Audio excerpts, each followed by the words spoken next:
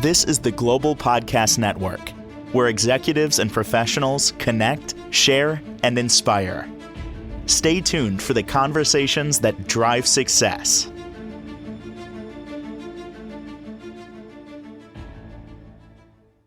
Welcome back, everyone. We are going to talk about something today that doesn't get a lot of attention, but it is basically the baseline for the way we act, for the things that we struggle with, for the things that are holding us back. I'm talking about emotion. What's an emotion? Where does it come from? How does it prevent us from experiencing the kind of life we want to, the joy? And then how does it even support us?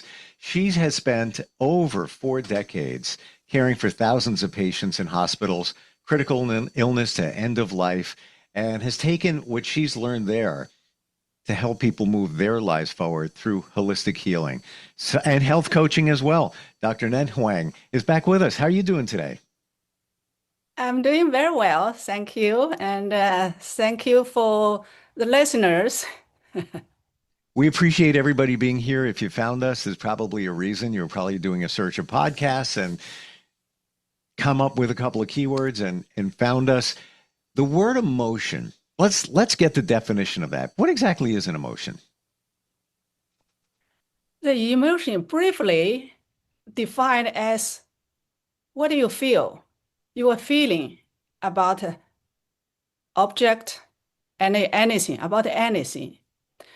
And in our first conversation, I briefly touched about anger, how I look beyond the symptom, the physical symptom, to associate what's behind, what's the emotional attachment with the physical ailment, physical symptoms. And today I will talk all 7 emotions. Okay. All right. Well, and the 7 emotions, we start from joy, sadness, anger, worry, pensiveness, fear, and shock, or called panic. Emotions under normal circumstance, they do not cause any disease or any trouble. They are God sent or God created, what do you call it? It's just created for us, for human being to express it, to live it. It do not cause problem unless the emotion lasts for a long time or it hit it hard. That's when they cause the issues. We can start from the joy. We'll talk about the joy, any emotion. They do not have a positive or negative attached to it. Like we said, when the emotion consistent and then they causing problem, even the joy can causing trouble, can causing illness if overjoy or lack of joy. The overjoy, actually we can replace that joy with overstimulation. So the people do not confuse the real joy with the emotion joy. So if you have overstimulated, your heart ran fast, you are overexcited. Sometimes even the migraine can be triggered by hearing the good news. Did you say a migraine could be triggered from hearing good news? Yes. Wow. Or they laugh without any reason. So because of the energy, how the body energy work, they can trigger that. Of course, if we lack of stimulation, we lack of life's compassion, we don't have the motivation to live. So that's with less of joy. But if we overjoy, like overstimulate, so we'll call the symptom as well. Many people know about laughter therapy. So you go to force yourself love and the gardens, of course. But that therapy is not for everyone.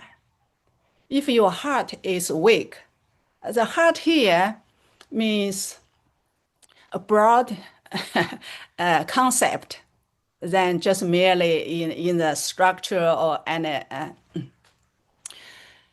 in the Chinese, it's more broader, include your thinking, your concentration, so many aspects of the heart. So even we said my heartfelt thanks. So that's not exactly you can feel in your heart. You can feel the joy. When you have a balance of joy, you will feel it. That's when we want to get to that point. The laughter therapy for some people, if they are not over, so the joy, the laugh, the forceful laugh actually damages their heart. So I just mentioned one point, the laughter therapy, we want it, but not apply to everyone.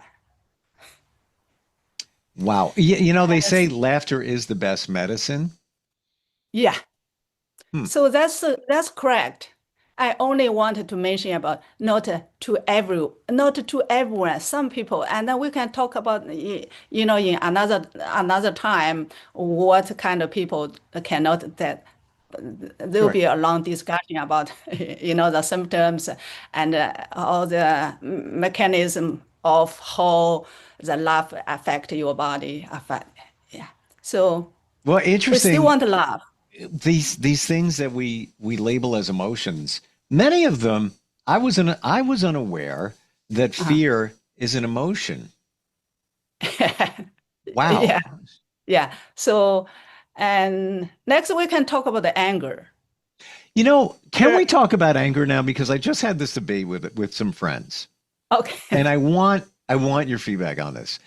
Okay. So some believe that anger Uh-huh. is not an emotion to itself, that Okay. there's other things connected to it. Uh-huh. Anger could be sadness, it could be other emotions fueling it, but some believe that anger by itself isn't Uh-huh. an emotion. It's always got to be other things fueling it, if you will. What are your thoughts there? Yeah, we just separate each of emotion. Of course, all the emotions affect one particular inner organ. So the end of the emotion impact will hurt the heart. So every emotion, it can be intertwined in between, but also start with one emotion. When we explain individually, it will be more clear, the anger. So it do have associate because the people you are thinking are complex and the situation are complicated. So you can be entertained different angle. So I talk about in my first talk, I discuss about the anger, two typical people with anger issue. One with bald head, and another one is alcoholism. So this two two kind of person, they have the anger issue. I heard often the people said, "Oh, the anger, the bald head pass on in family." Yeah, maybe can be passed on the family, not necessary the gene because they said, "Oh, that's a gene, some gene or some chemical in your liver." But why you have this gene? Why the father have this gene and the son has this gene? Most of to the man, is more often in men. So why this? They have a same personality. They live in the same environment. For they have, can be inside and outside environment affect the father and the son. So that's why they both have bald head. Oh, it is a pass on gene. If, for example, the alcohol gene, the alcohol. addiction can go to affect the brain and then pass on the gene to the next generation. So there's a different study about that. One study said the gene pass on, another people, because when they started, the people like adopt a child. Ah, So why they had, why they had alcohol issues? Because they are already adopted, because their father, their parents already passed on the gene to them. So even, and also when we study on the environment, so the same thing, even the child with the addicted father, not a blood related, they still have. So the different way. That's why we want to look at two different ways at least. One is in your gene, what build up your body. Another thing is inside and outside environment. So that's about anger. let's, if we may, look at fear, the Uh-huh. emotion. Okay. This is what I've heard recently. Uh-huh. I want your take on this. That Okay. fear, there's only two fears that we're born with: fear Uh-huh. of loud noises, fear Uh-huh. of falling. All the other fears that we have, they're all learned. Uh-huh. So I wonder, how that comes into play within the emotion of fear. But what are your thoughts about that? Most of the fears we have, we learn them.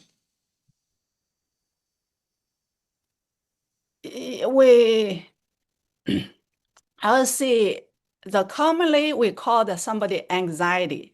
Actually, anxiety is kind of fear. The fear will affect the kidney in the Chinese medicine system, will Hmm. affect the kidney. Anger affect the liver. The fear, there was two different things. To the children, when they fear, they wet the bed because they feel the insecurity, even in school, Sure. or most of the time if it's at home, the boy, the child always a fear of their father, so that they can wet the bed. If you punish the child, the more punish, the more trouble, right? So they have more fear, so they will keep on going. And I even heard like in some kindergarten, some kindergarten is sometimes sleep in school. The kids wet the bed, the teacher will stand them up, like punish them. So that's no. You cannot do that. So that only worse the problem. For adult, if the fear, you consist the fear, you can affect your kidney as well. You have incontinence, you feel like you are caught. You always feel you are caught by someone, authority, or whatever. And we fear about the future. The anxiety actually is fear what's in there, what's in your life. And the fear for the future, so is a little different. When the fear first start with affect the kidney, but there was a different condition.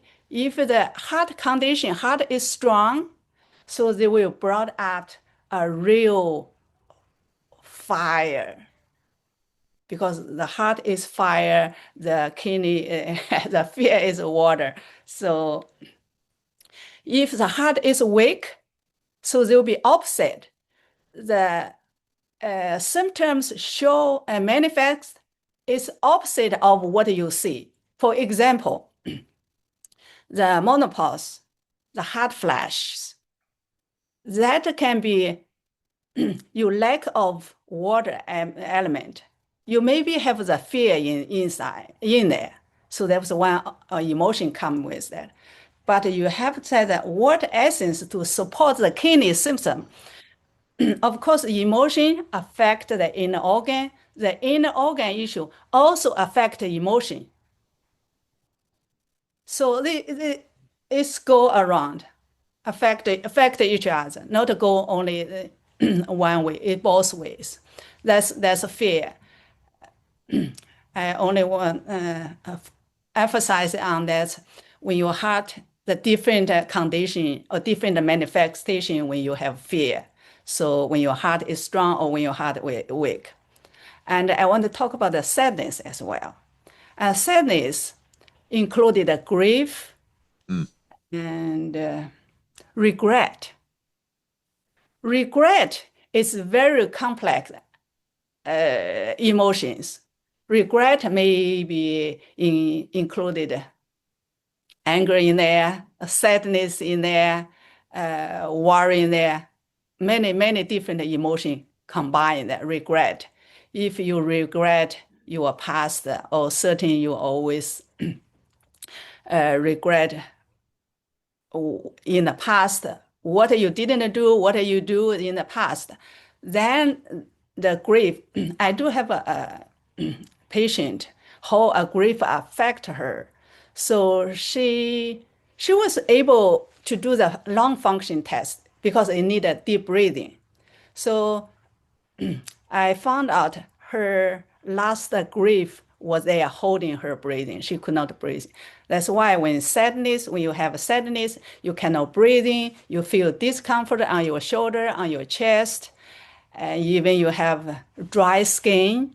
So the breathing and affect your skin as well. The sadness, the regret, and the grief. So we go deeper to that. In the sadness, I want to also mention one thing. When the young female, had deep depression, so that was a sign of depression is sadness and plus other emotions.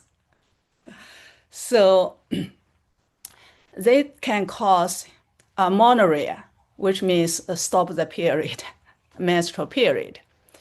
So when we see a girl has this issue, has depression, has stopped the period, have issues, we do not necessarily go direct to the reproductive system to find the reason. We can find from the emotion, we can find from the depression. So that's how we connect the emotion and the organ and how to deal with the emotions, how to process the emotion. All the emotion, we need to process it in order to balance the emotion. Like we said, the emotion has no negative or positive. We want to balance the emotion. Now, you said, I want to go back to something you said before about Yeah. grief. You said that can challenge somebody's breathing where they can't do maybe deep breaths. I've never heard that before. Tell us more about that. Yeah, the sadness, grief, these all affect your lungs. So when affect the lungs, you cannot breathe. The direct span lung. So, and that's why I can connect to the another emotion, worries, because worry also affect lungs. Worry affect lung and the spleen. Very interesting. Your worry. I'll put it together: worry and pensiveness. There's two similar energy, two similar emotion, and the worry, you overthinking every trivial things, everyday life things. You worry about your son, if eat lunch, if lost something, you worry about your daughter, have a bad relationship. You worry about the small thing. You worry about what I eat for lunch. Worry about so many things. If the food has toxin in there, what food I like, talk about that. And the pensiveness is a different worry, a different overthinking.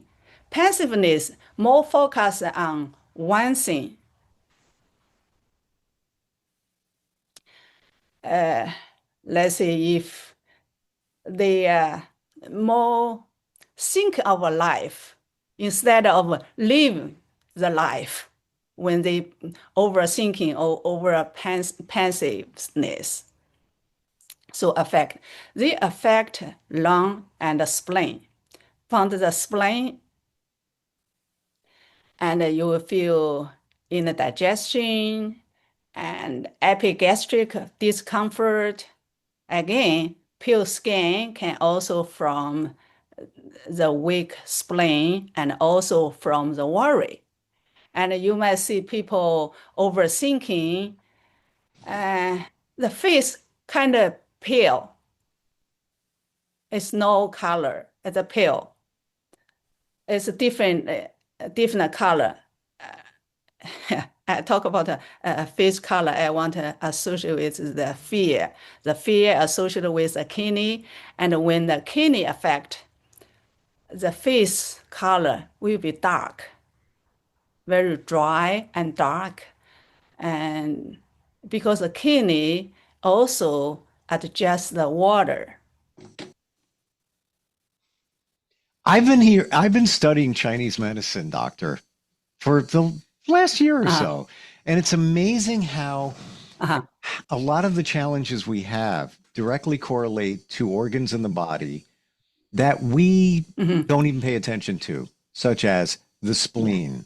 A lot of things trace back to the spleen and, of course, the kidney and other organs. But it's fascinating how this Chinese medicine for centuries has been connecting all of these things right down to emotions. I wasn't even thinking that emotions are connected to certain organs as well. So it stands to reason why we have health challenges connected to our emotions, right?